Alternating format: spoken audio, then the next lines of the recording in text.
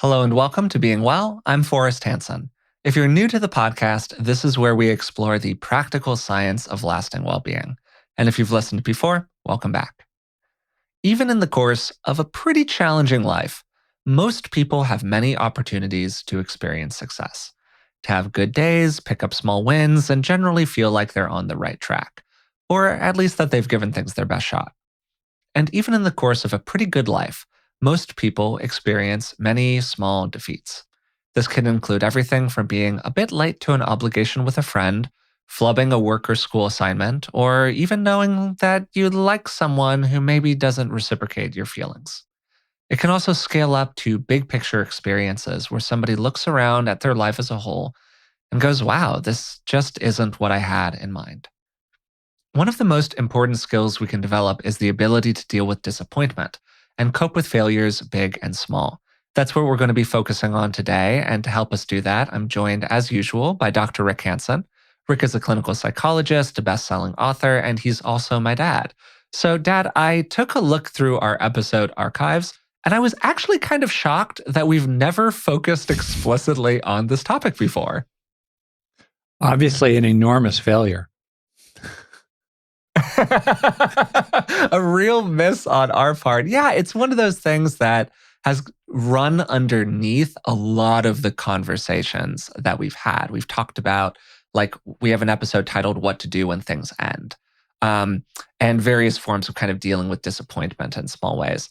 But we've never really engaged the idea of failure, which is, for starters, a kind of fraught idea culturally, but is really just so central to so many of the painful experiences that people have. So I'm glad that we're going to be spending a whole episode on it today. Can you say what you mean by failure? Yeah, I think that that's a great framing question. For me, a failure is when we feel like we didn't accomplish something that we wanted to accomplish. We didn't get something we wanted. Sometimes this can be in a kind of objective sense where we're competing for, a title in sports is sort of the easiest and cleanest way to think about it. It could also be in a more subjective sense where I think a lot of people, they're young, they have a lot of aspirations for life, they feel like they're on a trajectory, and then things just don't quite turn out the way that they wanted things to. And that can feel like a sensation that's similar to what we describe as failure. So those are two things that I would kind of highlight. Sometimes failure has almost like a moral dimension to it, where you feel like you were bad or you did something wrong or you didn't deliver on your own morals. Those might all be aspects to it. What do you think? I think that's right. I think there's the category of failure that is really about skillful correction for the future. There's another category where there's kind of a moral fault, and it's appropriate for a person to have a moral reckoning, some healthy wince of remorse, just enough that's in proportion to what happened, and then guides them going forward. I think there are also situations where there's a failure and through no fault of your own, it just wasn't going to happen. You were trying to grow roses in a parking lot, corn in the Sahara, and the causes and conditions were just not there. You made a noble effort. I remember going after a young woman in my 20s, full out, and she just wasn't interested. And yet I actually felt okay with the rejection. It wasn't my preference, but I knew I'd really done the best I could. So there's that. And then there's this interesting category, I'm thinking, where you think you failed, but actually there was no failure because perhaps the standard or goal was imposed upon you by other people as there should. Yeah, but totally. actually, not a true failure really of your own. So it's and as you say too, and this is a really complicated culture, American culture, Western culture, that hyper values individuals of different kinds. And, we can definitely be very scornful about people who fall short and take a kind of schadenfreudish pleasure in how the mighty have fallen, including people's morbid fascination with celebrity scandals and the fact that somebody was caught out in some small way 40 years ago, and now everybody's talking about it. So yeah, so anyway, failure is a big topic. I'm thrilled that we're getting into it. It's just great. Yeah, so we're going to explore all of that today. But before we get started, I want to give you a couple of quick reminders. First, if you've been enjoying the podcast, we'd really appreciate it if you would subscribe to it through whatever platform you happen to be listening on right now. Second, if you'd like to support us in other ways, you can find us on Patreon. It's patreon.com/beingwellpodcast. And for just a few dollars a month, you'll receive a bunch of bonuses, like very detailed show notes I create where I go into the research behind each episode, ad-free versions of the show, and transcripts of everything that we produce. So to get into our conversation today, I think that dealing with failure, which also has this big disappointment aspect to it, right? Like you didn't win the championship and now you're sad about it, is a great proxy for resilience, which we talk about all the time. We wrote a book titled Resilient. Generally, like hard things happen to everybody, the old age, disease, and death, all of that. And I think that a good place to start with this conversation is how loss works in the brain and our general sensitivity to those negative loss experiences, and also what tends to sensitize people to losing. Because I have friends who, man, they can fall on their face 8 times in a row. And they're like, yeah, I fell down, but I stood up each time and I'm just okay. And then I know people who are incredibly sensitive to any real or perceived failure. Well, from a neurological standpoint, this is a very interesting question. So, on the one hand, it's generally true as a consequence of the brain's negativity bias that we react more to failure than to success. We react more to pain than to pleasure. We react more to to loss than to gain, typically. And I remember being interviewed, a jillion years ago by a CBS crew on the eve of the Oscars. I got a little 30-second clip, I think, in the show after a 1 hour interview, but that's kind of how it works anyway. And it was good. Basically about actors who are at the top of the game. They're getting they've been nominated for an Oscar, and yet they're still obsessing about a negative review they got for some college play they were in 30 years ago. So why is that, right? Yeah, on the one hand, and that's really true. I think there are people who manage that through unhealthy methods as well as healthy ones. One of the unhealthy ways is what's called defensive pessimism, where you just lower your expectations from the get-go in a way to prevent any kind of disappointment. And that's kind of okay. It's not terribly unhealthy, but it has to do with a certain deliberate diluting of yourself about your actual odds of success and aiming at a low estimate, which can sap motivation as well. A healthier way to be less reactive to failure involves some of the many, many kinds of things we've talked about, including, as you said, different factors of resilience, like healthy self-worth, an internal sense of others who care about you, an internalized body memory based on a lot of repetition of many small successes in your life so far that can buffer you against the painful impact of falling short, finally, in one area, let's suppose.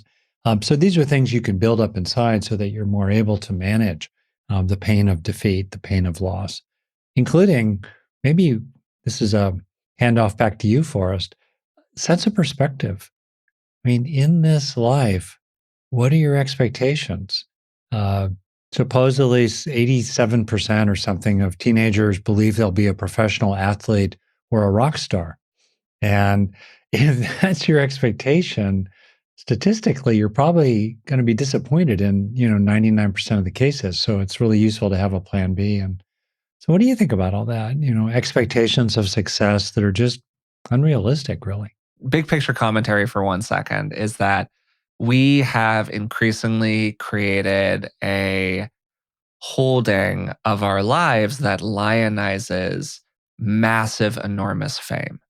Like social media is a great example of this, where we've turned fame into a metric, like how many likes or followers or things like that you have. And we've also democratized fame, where anyone can be famous now in a weird kind of way due to like YouTube, social media, the internet. Fame feels like it's at everybody's fingertips. So therefore, if anyone can be famous, then almost everyone has failed to become famous. Yeah, absolutely. You Yeah. know, if we just kind of view it as something where it's like, oh, if you don't have 10,000 followers on Instagram, you're a schmuck. It's like, well, most people don't have 10,000 followers on Instagram. So there are a lot of opportunities to feel not successful that we've sort of built into the cake here. And that just layers on top of all of these historical narratives that we have around winners and losers, and what that means about people morally. Like it's a character flaw, and that's how we present it if you haven't achieved all of the things that you've set out to achieve in your life. And I think that that immediately gets to one of the ways to get around experiences of failure or cope with failure more effectively has to do with what's known as attributional style. So, this is kind of a psychological term, which is basically that do you feel like things are happening because of external factors or internal factors? And what's funny about this is that there are circumstances where it's really healthy to have what's known as an internal attributional style. In other words, you think that stuff happens because of the way that you are. And there are other circumstances where it's more psychologically healthy to be like, stuff is happening to me because of factors that exist out in the world. And there's been some very, very cool research on this, actually. And one study found that people who had higher self esteem and a more positive attributional style and lower socially prescribed perfectionism tended to have greater resilience to experiences of failure. This basically meant that like people who viewed failure as being based on specific events that took place out in the world, as opposed to some inner character defect, tended to be able to bounce back more effectively. You used a phrase there when you reported that research that is, I think, really fertile, which is externalized perfectionism, which then opens up the question about Mm-hmm. internalized perfectionism, or more exactly, internalized healthy striving, internalized pursuit of excellence, intrinsic values, intrinsic rewards of I think about a saying that I heard from someone who drove a bunch of famous authors around Chicago on book tours, and this person had seen them all come and go. And this person's summary takeaway was pursue excellence, ignore fame. And I've tried to actually remember that a bit as a kind of personal saying. So the pursuit of excellence for its own sake and being valuable for its own sake, so that no matter what the outcome is, you are succeeding at your process goals of intrinsically important values like pursuing excellence, doing your best, showing up, learning from mistakes, bringing your whole heart into it, being sincere, not playing games with others, not being evil, taking into account your impacts on other people. These are ways to be successful along the way that are under your control, that are independent of what the results are, which are affected by Mm-hmm. 10,000 factors, most of which are out of your hands. Yeah, yeah. And I would love to spend just a little bit of time here talking about where some of these different ways of being come Mm. from, like the things that tend to lead to somebody being more of a bounce back, elastic, water off a duck's back kind of person, as opposed to being the kind of person that takes this stuff very, very seriously and where it's really, really painful to even have a mild to moderate experience of falling short. And as somebody who spent a big chunk of their clinical practice working with children and families and has an interest in developmental psychology, my initial take on this is that there's probably a lot of family of origin stuff going on, but I would love to know what you think about that. Yeah, I think about a mother and a teenage son I interacted with once, and the son was not very motivated around school, and he was an elite gamer. He was very good at playing video games at a potentially professional level, and even as a 14-year-old, he was really interested in that. And I was trying to negotiate a deal, kind of broker an arrangement between this kid and his mom in their elite high school. So just getting into this private independent high school, which was extremely selective, was really hard already. And then we were kind of negotiating around what would be an acceptable GPA, grade point average, for this kid, such that as long as he got that GPA, he could spend, 4 to 5 hours a day gaming if he wanted to. And uh, I kind of proposed. I said, well, basically, you have 5 primary academic classes in any kind of school environment: math, science, English, history, and foreign language. Let's say 5. So could you live with 4 A's and a B? No, she could not live with that. She needed all A's in this elite high school for this kid. And I just shook my head internally. It's not my place to make her do something, but I just knew this would not end well. And it didn't, because for him, he could just see quite quickly, I can't really, anything short of a 4.0 is not going to satisfy her. I can't really do that. I don't want to do that. So he ended up probably with something closer to a 3.0, just a pure B average. And she lost that opportunity to influence him. So yeah, family of origin, or my family of origin, very classic, out of the drama of a gifted child.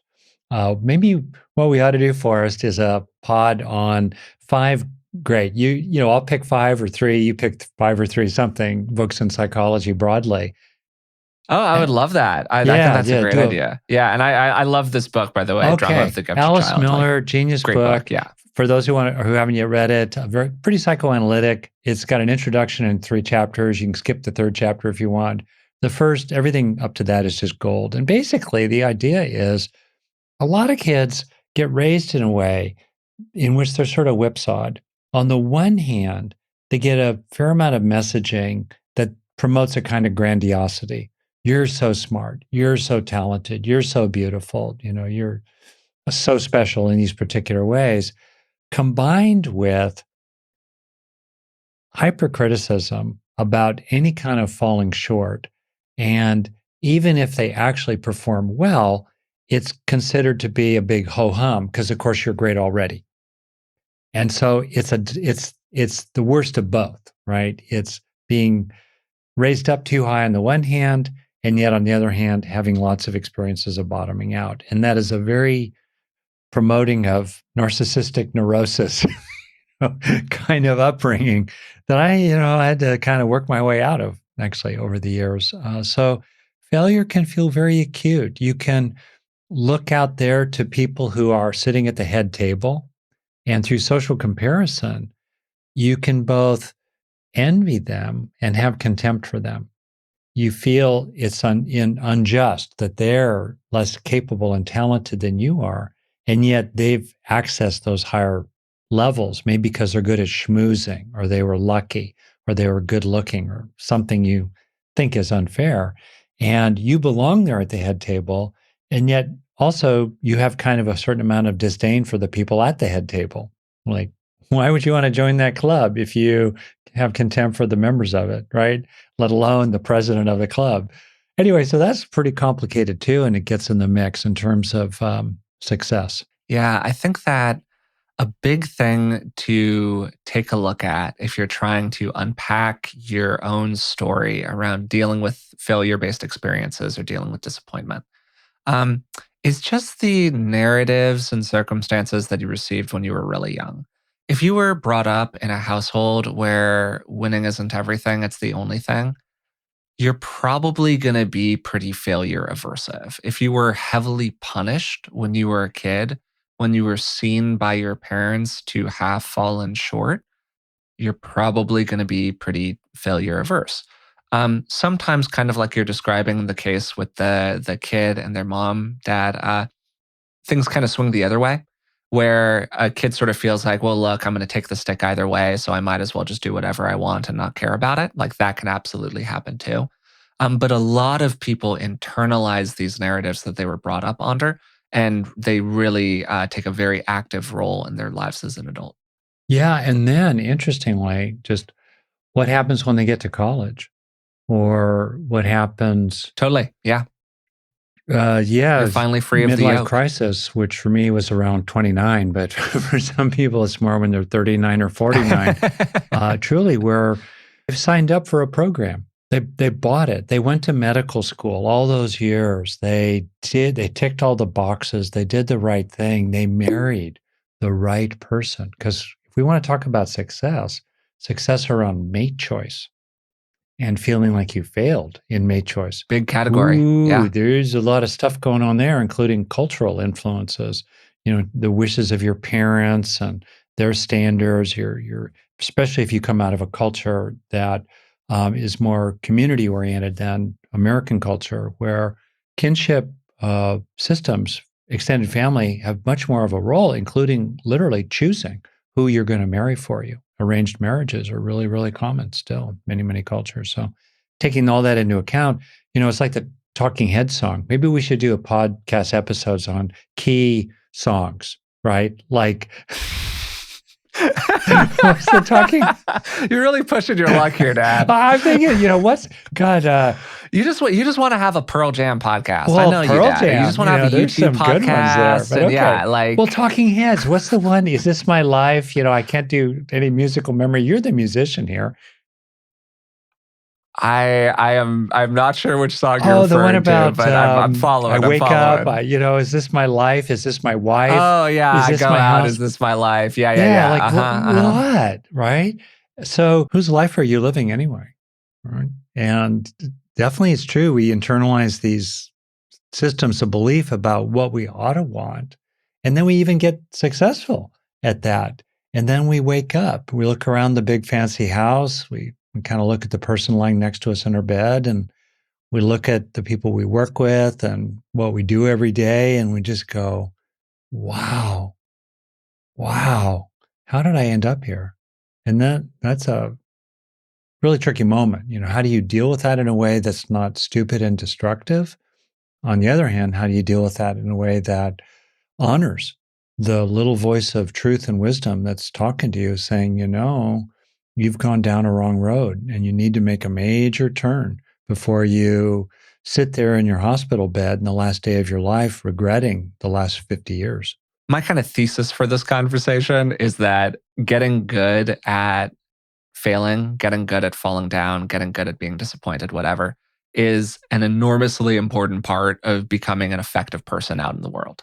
And the better that we can get at relating to failure and having it be a less scary thing for us, the more that we're actually going to end up achieving in our lives. Because it's when we take a swing at something where we could potentially fall on our face is generally where the greatest upside lies for us. Like to do a little bit of self-disclosure here, because we were talking about things like feeling like you like somebody who doesn't like you in return, or how you go about mate selection, feeling like you failed at that, whatever it might be. Big picture issue in people's lives. When I asked Elizabeth to go out on a date for the first time, she was definitely like not the kind of person that I had typically been in relationships with in the past. And that was a very spooky moment for me. And I distinctly remember this kind of moment where I was staring at, it was like the screen of my phone or something, and you're considering reaching out to a person. Um, and I was really it was a real like decision. I was thinking about whether or not I was going to put myself out there in this way. And there was this little part of me that was just like, look, Forrest, you always do this. You always stare at the phone and you don't send the text. So like, damn the torpedoes, man. And one thing led to another, and now we've been in a relationship for about 5 years. And I was able to do that because I had deconstructed some narratives that I had around failure and around opening up to the possibility that things weren't going to go the way that I wanted them to go. And it was only because I got comfortable with that I was able to actually send that message. So, with all of that as some good context here, one of the things that I've always really appreciated about you, Dad, because you seem to me to be one of those people where falling short is kind of like water off a duck's back because you don't even conceive of it as falling short. You just conceive of it as an opportunity for learning, which is like, what a fantastic bit of jujitsu around it psychologically, for starters. But also, you put a real value on like iteration speed. Like if something happens in our business that goes sideways, your whole question is, okay, well, how quickly can we turn this around and get into the next rep and get more practice at doing this thing? And I was just wondering if you could take a minute to sort of talk about that, or how do you do that? How do you relate to things in that way? I'm really touched by that, Forrest.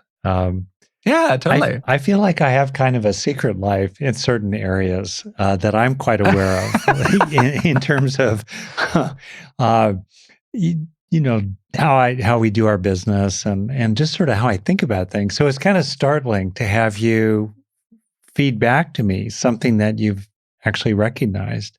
And so, well, so much of life basically is about doing things skillfully and becoming more skillful over time. So, doing things skillfully in all kinds of areas, including in our important relationships, and becoming more skillful, more effective, increasing the odds of successful goal attainment, to put it a certain way, is a real good value. Okay, so if that's a value, what's going to really help you accomplish that value? It's things like really getting better at learning from falling short, because that's going to help you become more skillful. Another really useful thing is to learn how to enjoy what is on mission that has not been enjoyable. Because if you can find ways to enjoy the things that move you forward, then you're going to be more motivated to go forward with them. And you're going to be more successful at it because you'll be energized along the way. In other words, learning how to like what you haven't liked is really helpful. So getting skillful at helping yourself learn to like things that you haven't particularly liked, which are useful to like, is really helpful along the way.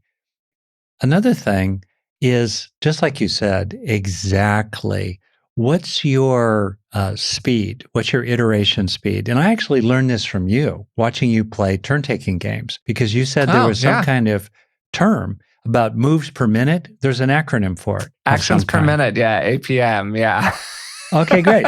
So, and that's actually advantageous, not just in adversarial situations, but in life in general. How rapidly can you learn? If you've got to do certain things, how can you help yourself do them in skillful ways? How to help yourself, I'm going to put it a certain way, become a top performer in your life in general by really emphasizing these elements of what's your learning curve, how motivated can you be to learn, how much can you help yourself enjoy things that are unenjoyable initially, yet are good for you?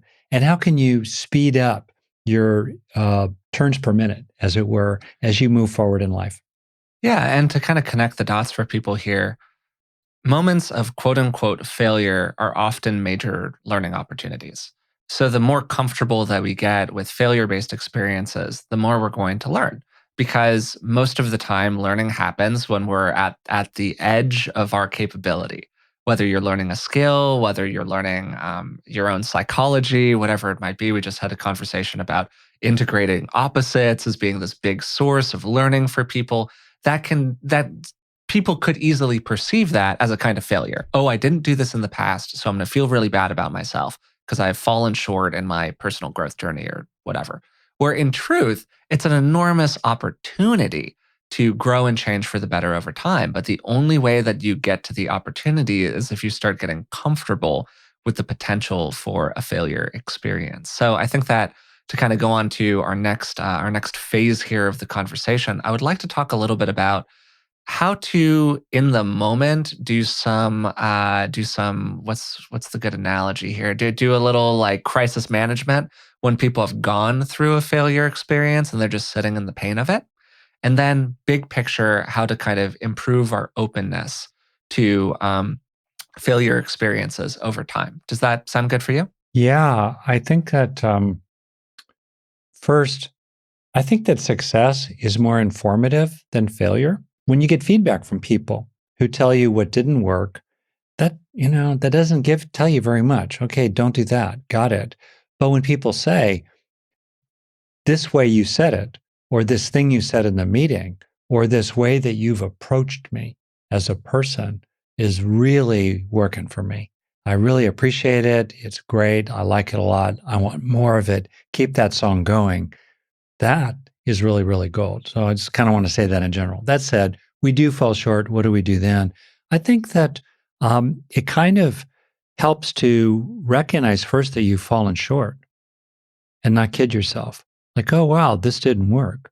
That's really an important moment. And having systems, whether it's in your businesses or in your relationships, that allow feedback. I think about spiritual communities I've been in which the feedback loops were closed because the guru, the great teacher, was not allowing flow of feedback.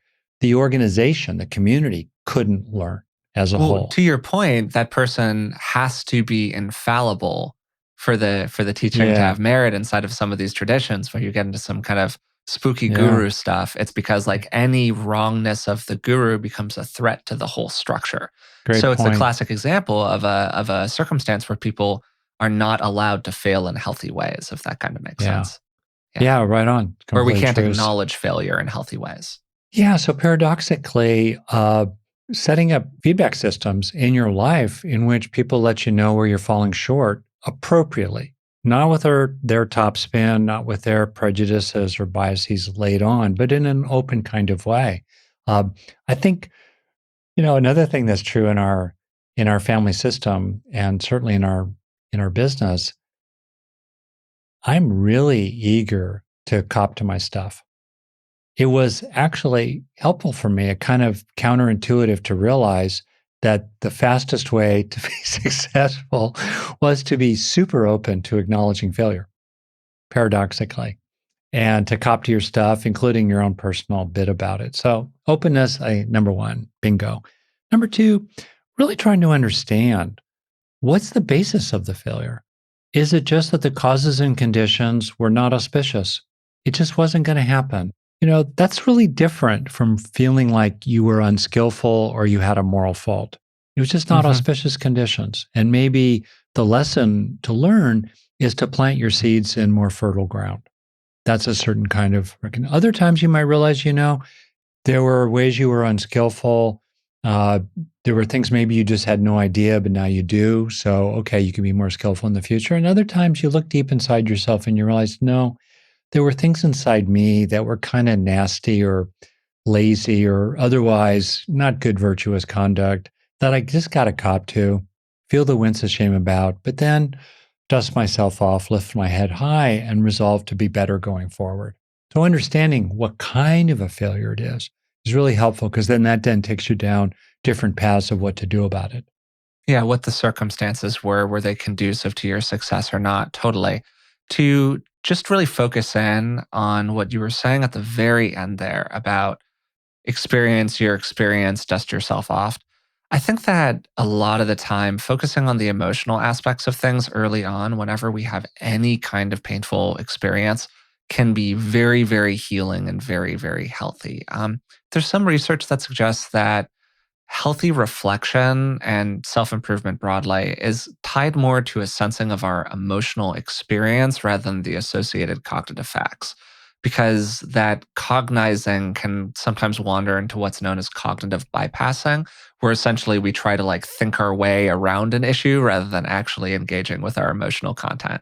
And we've talked on the podcast many, many times about the long term consequences of dissociating from our emotional experience or just like not giving our body its due a little bit in terms of allowing itself to really complete an emotional cycle. So, if you feel really crappy about something, it's really okay to feel really crappy about it. And I often see friends, I'm involved in a number of very competitive hobbies, like competitive dancing and things like that, where friends will, they'll score a little worse in a contest than they wanted to score. Their routine won't do as well as they wanted it to do. And they'll go through a real period of denial around feeling disappointed and feeling like they really did want it to do better than it did. Um, and it takes a couple of months for them to finally get to a point where they're open to being like, yeah, that was really disappointing for me. And again, the faster that we can get to the acceptance of our own experience, that iteration speed again, the quicker we can exit the cycle of pain around it, I think. Hmm. Can you think of a failure you would be willing to talk about Ooh, and okay. how you, for example, uh, Hmm. processed your feelings about it and Ooh. reflected and then shifted into a different kind of action going forward?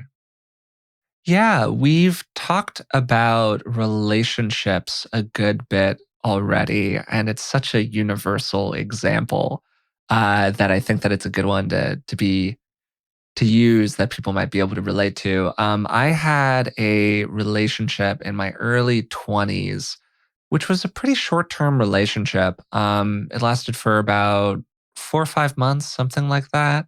So it was a relationship where the ground was just not there for it, essentially. I was Hmm. going through a bit of a tough time in my life, and I certainly wasn't my best self. I made plenty of mistakes, and we exited this relationship. And afterwards, I entered a real ruminatory cycle around it where I just kind of kept chewing on this 4 or 5 month relationship because, in a weird way, it became a sort of proxy for so many of the other things that I was struggling with at that moment in time.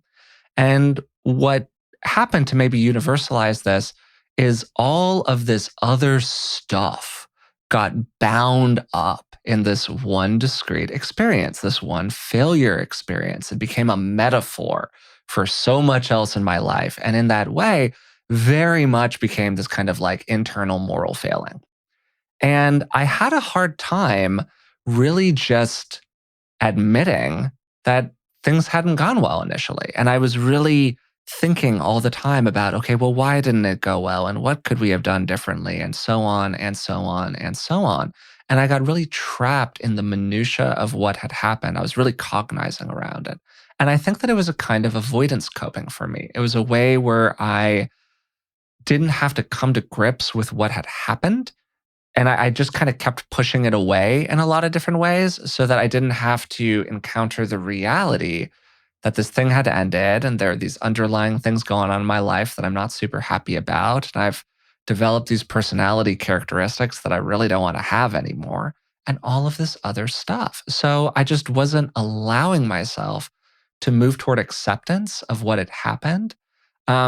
And I was extremely narrowly focused on my own individual faults inside of the process. And I think that those two things really increased the half life of the failure. And what helped me get out of it, for starters, is I did a pretty meaningful course of therapy that was pretty darn helpful.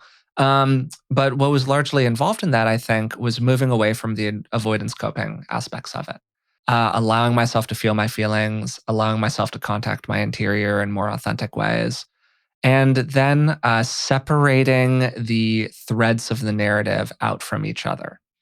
Because everything was like a big tangled ball inside of my experience. My personal flaws, the specific things that had happened with this person, the circumstances of my life at the time, ways in which it was like previous experiences I had had. And it was this big tangled mess. And over time, I was able to kind of like pull that ball of stuff apart, and I was able to look at each of the threads individually. And when I could do that, the problem seemed smaller because rather than one big problem, I had five kind of discrete problems. And I could handle those five discrete problems. But the one big problem was an awful lot to kind of try to slice that particular Gordian knot. So I think that that was really helpful for me. And that was the way that I kind of moved through that experience. What a beautiful example. And one thing that you're, Thank you. yeah. And I knew just a little bit of what you were going through at the time. And Hmm. I can now connect a few dots also and kind of understand some things better. Uh, when we talk about failure, there's some related adjacent issues that come up for people like poor decisions, for example. Like I can look back and at certain things in my own life where it wasn't so much that I failed to achieve a goal, it's that I made a bad decision. So you could say I failed to make a good decision, but I made a bad decision. That that would be an example. Then there are other examples where we didn't see it coming. We, in effect, failed to recognize that a person we thought was trustworthy wasn't, or the person we thought was on our side actually wasn't. And so we were naive or maybe innocent or clueless, and kaboom, a big thing landed on us. I mean, to me, these are just kind of adjacent things. I just sort of want to name them. Uh, for myself, I can think back on, I guess, what I would consider most of my own failures were one that I'll name here is the failure where you lose your nerve or the failure to back yourself, right? And I can think of kind of an example of a business I had when I was young, this seminar company that really I foolishly walked away from. I mean, there were reasons that were good to walk away from it, but the reasons that determined that I would walk away were mainly bad ones, having to do with kind of losing my nerve, not really keeping faith with myself and with a sense of my own capabilities. And that's a very powerful kind of failure where you feel like you break trust, Yeah. whether it's failure to Yeah. keep trust with someone else, maybe that you have a important relationship with, you let them down in some way, or you break trust, you break faith, if you will, with yourself. You don't keep the faith with yourself in some way and back your own play. So maybe that's something for people to think about to what extent that might be true for them. And then, of course, going forward, what's the takeaway? And one of the takeaways I want to emphasize here as we go forward is a willingness to take risks, right? To risk failure. If you're not failing some of the time, you're not swinging high enough. I used to be a business consultant with smaller businesses, and I remember this high-level painting contractor in San Francisco came to me, and we were talking about improving his business and fine-tuning it and so forth. And I asked him what his acceptance rate was for his bids, and he said, "Oh, about 20%." And I kind of stared at him, and he said, "Rick, really, if I'm getting more than 20% of my bids accepted, I know I'm bidding too low." It's a really Yeah. useful Totally. way to think about Totally. it. Yep. Yeah. Exactly. So a willingness to go for it, to take risks, to include failure, it's really important, really, really important, especially if in your own background you were punished for failing, in your own family of origin. Yeah, I just want to really emphasize what you're saying here for a second, which is that a powerful and kind of counterintuitive way to overcome the fear of failure is by failing more often. A lot of the time, people just fear the things that they don't have practice at, the things that they don't have a lot of experience with, because we haven't been able to internalize the experiences, to really use your language, Dad, of things being okay, of things working out. So we only have our conception of how bad something might feel when it happens, as opposed to a more felt sense of, no, I can really do this. Um, and again, just to emphasize, if you are successful 100% of the time, if you are, hitting every pitch thrown your way, that's amazing for starters. Like, good on you. I don't know anyone who is that way, but all right, maybe you are. But what that really indicates to me is that you're probably not swinging hard enough. You're not trying to make heavy enough contact with the balls that are coming at you. And that's a lesson I really had to learn for myself. I think that I really played things safe in a lot of ways in my life for a long time, because I really was spooked by what would happen if I fell short. Mm.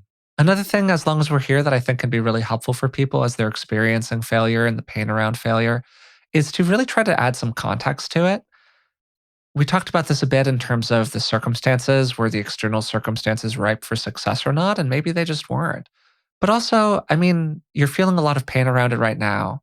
But how bad was this thing really in the course of your life? Are you going to be thinking about it in a week, a month, a year from now? What are some of the other factors in your life that are really good and useful and supportive?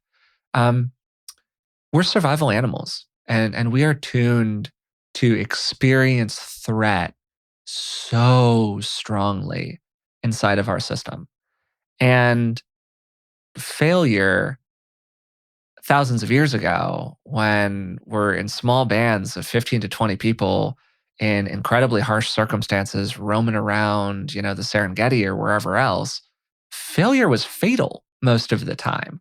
So your system is tuned for that degree of fear when you internalize that experience. Like, your biology doesn't know that you're just sitting in a meeting and your boss is kind of getting on you because you had a presentation that's running a little bit late, right? Like, your biology can't tell the difference. So it's experiencing that sort of stuff on a similar level to the way that pains were interpreted, again, thousands of years ago in much more harsh circumstances. And I think that that's just a huge takeaway. So that process of deliberately adding context can be really helpful for people.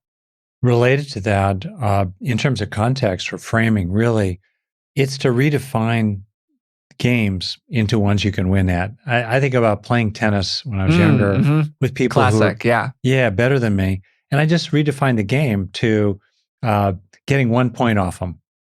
That was good for me. I didn't need to win a game. I didn't need to win a set, but I just wanted to get 1 point on them. That was pretty good for me. Or maybe the game was to improve my backhand, to deliberately just say, okay, I'm going to use this as a chance to get a little better at my backhand. That's a game I can actually win at. And that's a very, very useful principle for people in general. The last thing I'll just maybe add is about the whole notion of success and failure altogether. For one, think of all the parables that have to do with, something happens and we think it's good news, and then it turns out to be bad news, and then something else happens that we think is bad news, but yet it turns out to be good news over and over and over again. And I think of this line from Shantideva, this great Tibetan adept, 1,000 or so years ago, who said basically, when I succeed, there will be people who criticize me, and when I fail, there will be people who praise me. So, what's the point in really being motivated about what the audience is doing? I have to judge for myself, really. Yeah. And you really, if you think very broadly in terms of the ways in which reality really is a whole bunch of little currents all swirling together in very dynamic, fluid, and intertwining kinds of ways. Really, that's the truth of it. We're just one of those many currents, and right, we accomplish some things, we don't accomplish other things. We do what we can in this life. Almost no one will be remembered in 1,000 years. Almost no one will be remembered in 100 years. So what are your goals? What are your fundamental overarching values? And that's where I think the key takeaways bring it back to intrinsic goals and process goals that are under your actual influence. It's not, yes, go after the outcome, go after the result. It's nice to win the championship. It's nice to have money, right? It's nice to end up with a particular person. Fine, go after these results. But really what's most important are process goals meanwhile. And meanwhile, can you be sincere? Can you succeed at being sincere? Can you succeed at being compassionate? Can you succeed at being a decent human being? Can you succeed at having a work ethic? Just trying. So many people just phone it in, even in their intimate relationships. They just kind of phone it in. They don't bring a work ethic to it. What? Can you succeed at these things? And if you can succeed at these things, you will be truly successful. Yeah, I love that. And I think that it's such a good indicator here that we began the conversation with you asking me a little tongue in cheek, but also I think usefully. So, Forrest, what do you mean by failure? And now here we are at the end going basically, all right, here are all of these ways that the pain associated with failure you can relate to differently, or okay, a tactic for when you're really in the emotional experience of it, how to kind of unpin yourself for it, or changing our stories about it. But we're closing with, well, who decides what a failure is even? And I think that that's just such a great takeaway for this territory as a whole is to really take a look at the stories that we tell ourselves about what success is and about what failure means. And to really get clear about where those stories are coming from. And are those the narratives that we actually want to hold in our life? Or do we maybe want to build some different ones over time? Yeah, I think that that's a great note to end today's conversation on. And today we focused on how we can cope better with failure and learn to deal with disappointment. Rick began the conversation with a really interesting question that he offered kind of off the cuff. It wasn't actually in our prepared notes for what we were going to talk about today, which is, well, what do you mean, Forrest, by the word failure? And that comment, that question, became kind of a framing device for the episode as a whole. Because the truth is, a lot of the time we relate to failure because we think we're supposed to feel bad about something. And then we can get into a whole process of unpinning where that belief comes from. Sometimes we authentically feel like we've fallen short of our own standards. And that's definitely a very painful feeling. But a lot of the time, what's happened is that we've internalized certain narratives about the way that we're supposed to be, or the way that things are supposed to go. And what we've actually done is just not align ourselves with those broader social or cultural narratives. One person's falling short is another person's learning opportunity. And there's a clear teaching in that. A lot of our experience of failure comes back to how we relate to failure broadly. We talked for a little while about what might contribute to somebody being really failure sensitive versus somebody else who's a little bit more water off a duck's back. And there are a number of possible contributors to this. A big one to take a look at is what was going on in your family of origin. Were you raised under circumstances where you were made to feel really bad if you fell short of some perceived standard? On the other hand, did you get to a point when you were a kid where you felt like people were going to kind of give you a hard time no matter what you did? So your performance didn't really matter that much. Each of these experiences can lead to different kinds of relationships with the idea of and experience of falling short. If you have one of these internalized models, it isn't your fault. These are things that just happen to you. But when you become aware of these processes, it becomes so much easier to do something about them. We spent a lot of the conversation talking about two things. First of all, in the moment, what can you do so that failure feels less bad when it does inevitably visit you? And then, second, how can we reframe our relationship with the perception of falling short so that it's less uncomfortable for us when it does happen? To recap a couple of big takeaways, first, feel your feelings. Most of the time, one of the worst ways to deal with an emotional experience is by pushing it away. The things that we push down tend to inevitably return. So let yourself be honest about it. If something hurt, be like, yeah, this hurt, at least internally. You don't have to say that to other people, but inside of your own experience, be authentic about it. Also, be careful about cognitive bypassing, which is essentially trying to think your way around a problem. Then avoid various kinds of avoidance coping. I described my own story of avoidance coping around a painful failure based experience. And a lot of the time when we experience discomfort, it's very, very natural to try to push it away, right? We don't want that pain to be close to us. And this is just a form of avoidance, which tends to actually increase the stress that we experience over time. Another thing we can do is we can look at the narratives we have related to failure, and particularly whether or not we attribute failure to a kind of internal moral failing or to things that are going on around us out in the world. And of course, we want to be real about this. If we've fallen short in terms of our own behavior, it's really important to take responsibility for that. But at the same time, we have a lot of very powerful narratives about failure in the culture. And it's really easy for people to internalize external experiences of failure or falling short as being based on internal moral failings that they possess. Sometimes things don't work out just because the causes and conditions for them externally are not there. Maybe you're trying to fish in a parking lot rather than at the end of a pier. And that's definitely a behavior to look at. But the fact that you didn't catch any fish isn't necessarily your fault. Then we can go full Rick and we can reframe failure, broadly speaking, as a kind of learning opportunity. Some useful questions to ask yourself might be things like, what responsibility is appropriate for you to take and what isn't? What were the factors that led to this outcome? How could things be different in the future? And what can you do so that things don't turn out this way again? Then add context. How bad was the experience really? What other factors are present in your life that are good or useful or supportive of you? In general, it can be really helpful to resist the voice in the head that tells us that this painful experience is the most painful experience ever, and we should definitely be freaking out right now. Finally, a kind of counterintuitive way to relate to failure more healthily can by actually taking more risks and getting closer to the plausible experience of falling short. We fear things that we don't understand, and we fear things that we don't have personal experience with.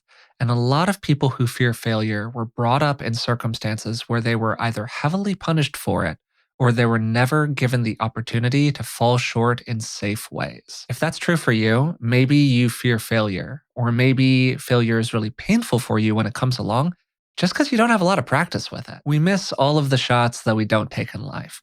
And if you're making contact with every pitch that is thrown your way, it's possible that you're just not swinging hard enough. I can keep on going with the sports metaphors here, but I think you know what I mean at this point. If you enjoyed today's episode, we'd really appreciate it if you would take a moment to subscribe to the podcast through the platform of your choice. Maybe even leave a rating and a positive review. That really does help us out. And hey, you can tell a friend about it. It's one of the best ways we have to reach new people. If you'd like to support the show in other ways, you can join us on Patreon. It's patreon.com/beingwellpodcast. And for the cost of just a cup or two of coffee a month, you can support the show and you'll receive a bunch of bonuses from me in return. So until next time, thanks for listening.